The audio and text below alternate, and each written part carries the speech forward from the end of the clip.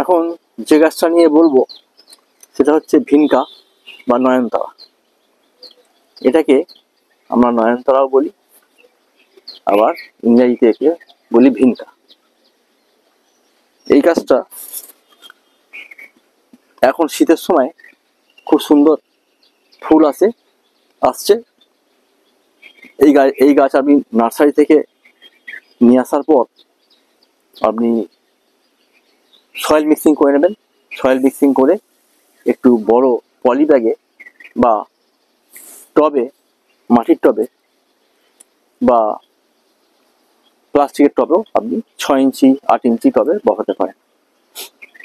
এর ড্রেনেজ যাতে ভালো হয়, জল যাতে না জমে যায়, সেই জন্যে যে টবের যে হোল থাকে নিচে, সেখানে আমি আগে ভিডিও দেখিয়েছি কীভাবে খোলামকুচি বা পাথর বা বালি দিয়ে একটা ফিল্টারের মতো করা হয় যাতে জলটা বেরিয়ে যায়।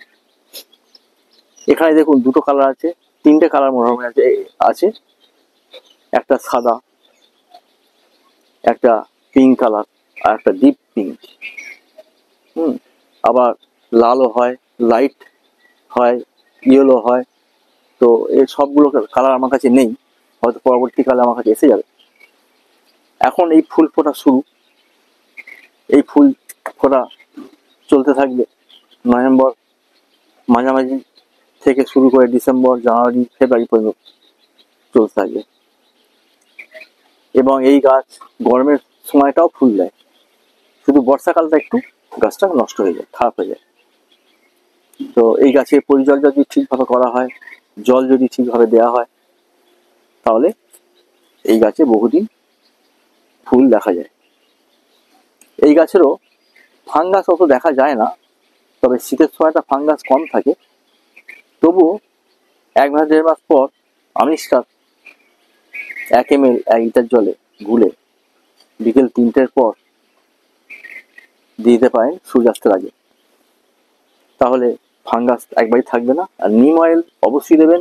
শীতের সময় নিম অয়েল 3 ml 1 লিটার জলে দিলে বিকেলবেলার দিকে স্প্রে করলে, তাহলে এর গ্লেজ বাড়ে, পাতার সবুজ ভাব, ফুলের রং এসবই ফুটে ওঠে। সেই জন্য নিম অয়েলটা গাছের ক্ষেত্রে শীতকালটা খুবই ভালো। আর 1 মাস 1.5 মাস পর পর কাকা একটা ওষুধ আছে, সেটা গাছের ভাইরাস ব্যাকটেরিয়া কন্ট্রোল করে। সেটা 1 ml 1 লিটার জলে গুলে বিকালবেলা সূর্যাস্তের আগে স্প্রে করে দিলে গাছের কোনো রকম অসুখ দেখা যাবে না, ভাইরাস ব্যাকটেরিয়া ইনফেকশন দেখা যাবে না। এই গাছটা ক্ষেত্রেও 6-7 ঘন্টা সানলাইট খুব দরকার শীতের সময়টা। শীত চলে যাওয়ার পর এপ্রিল মাসে, মে মাসে একটু আধা রোদ আধা ছাওয়া দরকার হয়।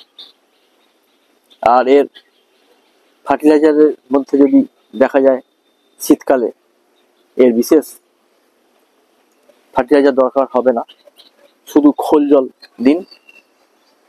খোল জল আমি যেভাবে আগে ভিডিওতে দেখিয়েছি, 100 গ্রাম খোল মাস্টার খোল, সর্ষে খোল, মাস্টার কেক যেটাকে বলি আমরা, সেটা যদি 100 গ্রাম পরিমাণ 1 লিটার জলে গুলে 3 দিন রাখা যায়, চতুর্থ দিনে সেটাকে আরো একটু বেশি করে গুলে নিয়ে তার 1 কাপ পরিমাণ 1 লিটার জলে, পুনরায় 1 লিটার ফ্রেশ জলে গুলে প্রতিটা টবে 1 কাপ করে দিয়ে দিন। তাহলে এর গ্রোথ, শক্তপোক্ত গাছ তৈরি হবে, এর গ্রোথও ভালো হবে, ফুলের সাইজ এবং ফুলের রং খুব ভালো হবে।